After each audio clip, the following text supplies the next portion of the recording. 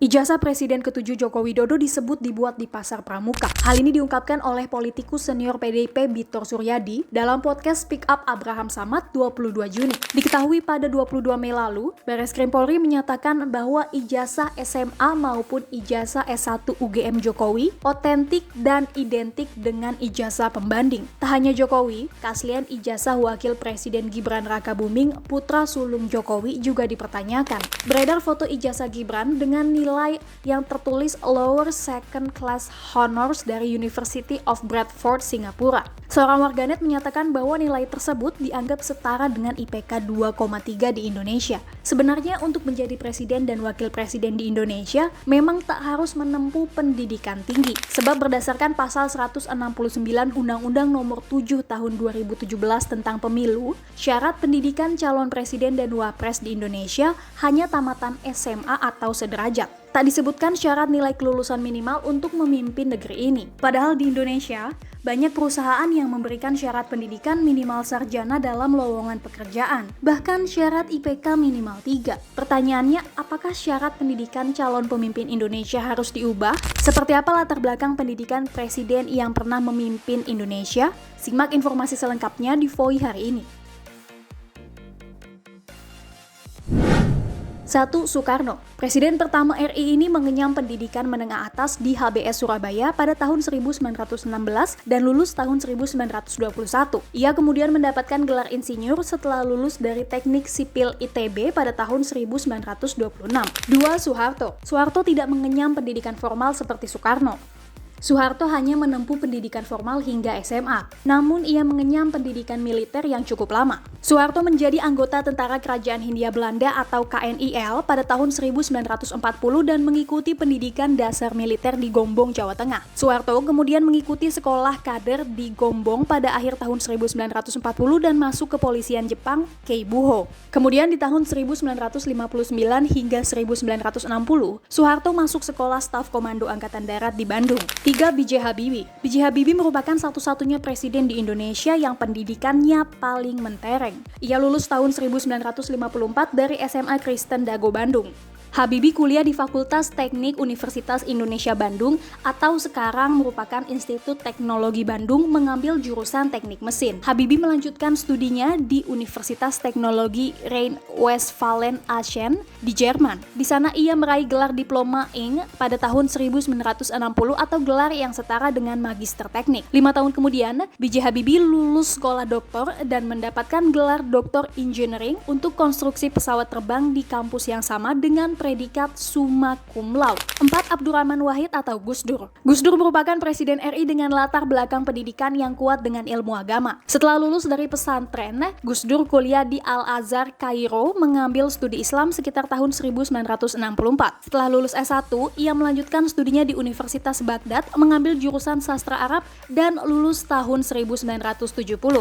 Megawati Soekarno Putri. Anak dari Soekarno ini sekolah di Perguruan Cikini, Jakarta dari SD hingga SMA. Meski hanya tamat SMA, Megawati memiliki 3 gelar kehormatan profesor dan 11 gelar doktor honoris causa dari 11 universitas top di Indonesia dan dunia, mulai dari Unpad, Unhan, IPDN hingga Waseda University Tokyo. Hal ini ia ungkapkan di Sekolah Partai PDIP Lenteng Agung, Jakarta pada 10 Januari lalu. 6. Susilo Bambang Yudhoyono. SBY lulus dari Akabri Magelang pada tahun 1973. Ia kemudian melanjutkan pendidikan magisternya di Webster University Amerika Serikat, jurusan manajemen, dan lulus pada tahun 1991. SBY kemudian melanjutkan studi S3-nya di IPB, jurusan ekonomi pertanian, dan mendapatkan gelar doktornya di tahun 2004. 7. Joko Widodo. Presiden ke-7 RI ini disebut lulus dari SMA 6 Surakarta tahun 1980, lalu melanjutkan kuliah S1 di UGM Fakultas Kehutanan, dan lulus tahun 1985.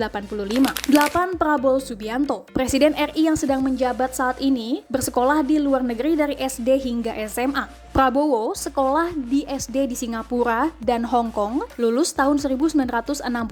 Ia kemudian melanjutkan studi menengah pertamanya di Victoria Institute Kuala Lumpur, Malaysia, dan di American International School of Zurich, Swiss, lulus tahun 1966. Prabowo kemudian sekolah di The American School in London dan lulus tahun 1968. Tamat SMA, ia mengenyam pendidikan militer di Akmil Magelang pada tahun 1970 hingga 1974. Prabowo juga pernah mengikuti pelatihan militer di Jerman serta Amerika Serikat. Foto-foto dirinya selama menempuh pendidikan sering ia bagikan di akun Instagramnya. Pertanyaannya, perlukah standar pendidikan yang lebih tinggi bagi calon presiden dan wakil presiden RI? Kalau saya sih sebetulnya dari dulu nggak setuju dengan syarat-syarat pendidikan itu. Jenjang pendidikan itu nggak relevan dengan kejujuran seseorang. Bagi saya sih yang penting sekarang ini adalah kejujuran. Kalau saya ya, itu yang mahal di Indonesia ini, bukan mencari orang berpendidikan. Baik. Gitu. Oke. Bukan yang koruptor itu semua. Pendidikannya bagus-bagus semua tuh. Kalau ijazah palsu itu kan lagi ceritanya. Baik. Gitu loh, Pak. Iya. Nah, kalau saya kan non ijazah juga boleh. Gitu loh.